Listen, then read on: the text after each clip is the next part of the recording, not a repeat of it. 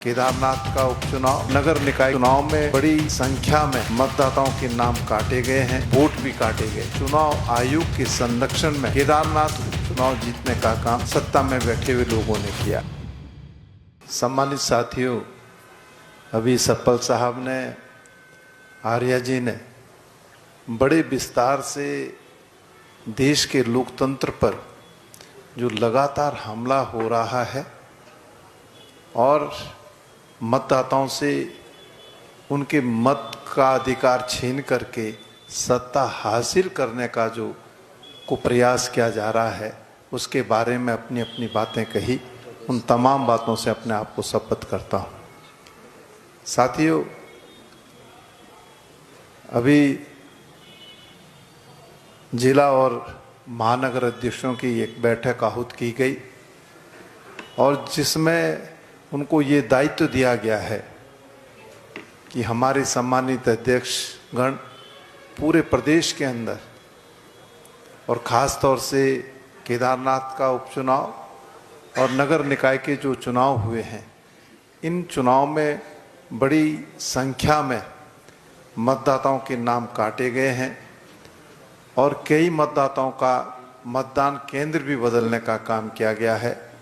तो इस तरीके का जो कुत्सित प्रयास चुनाव आयोग और सरकार के इशारे पर हुआ है, उससे पर्दा उठाने की आवश्यकता है।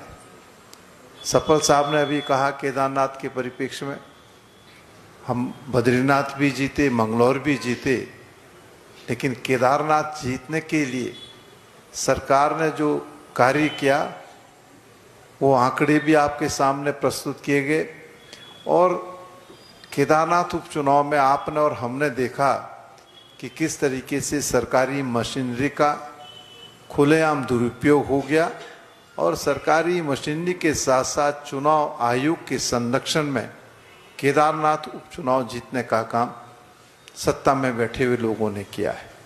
और नगर निकाय के चुनाव में आपके सामने है कई ऐसे प्रतिष्ठित लोग जिनका मतदान केंद्र बदलने का काम किया गया।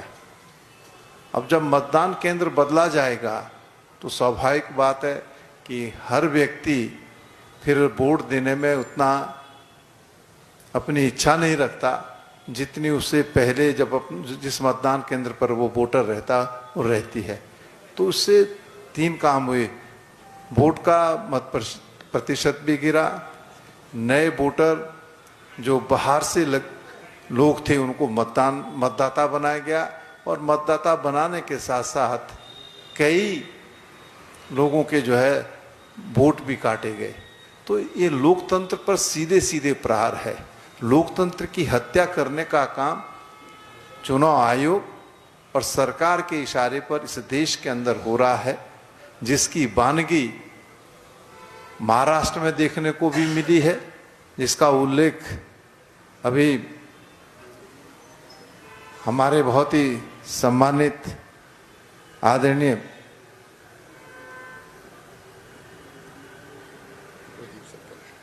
सप्पल साहब ने किया। मैं थोड़ा हो जाता है कहीं के बाद, सप्पल साहब ने भी किया कि हम 156 सीटों में लोकसभा के चुनाव में जीते और उसके बाद जब विधानसभा का चुनाव हुआ तो हमारी करारी शिकस्त हुई और इसीलिए कांग्रेस नेतृत्व ने ये निर्णय लिया और राहुल गांधी जी ने तो प्रथम पंक्ति में आकर के इस बात को कहा कि महाराष्ट्र के चुनाव में व्यापक स्तर पर धांधली हुई है और जब इसकी जांच की गई, जिसका जुम्मा सप्पल साहब के कंधों पर था, तो सप्पल साहब ने वो आंकड़े आपके सामने रखे जो महाराष्ट्र के चुनाव में हमारे सामने है।